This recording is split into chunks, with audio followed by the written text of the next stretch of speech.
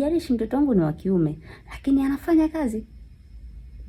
Kiamka asubuhi anatenga chai, anasafisha, anafagia, anachukua fagio lake anafagia, anachota maji, kama kuna vyombo vichafu, atatenga chai, akimaliza mwenyewe. Hizo ni siku za weekend anafanya hivyo. Siku za shule ataamka mwenyewe, ataoga, atapika chai yake, atakunywa, atapasi nguo zake, ataenda zake shule.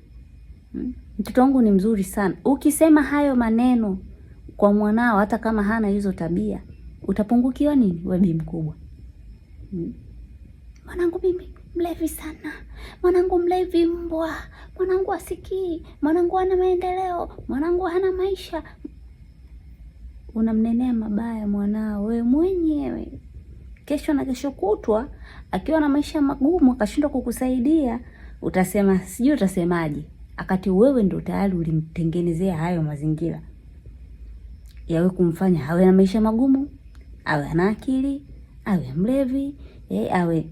Kwani hata kama alikuwa mlevi na watu wanamjua, ukasema tu mwanangu mbona siku hizi ameacha, yani sasa hivi yuko vizuri kabisa, hana shida yoyote yani.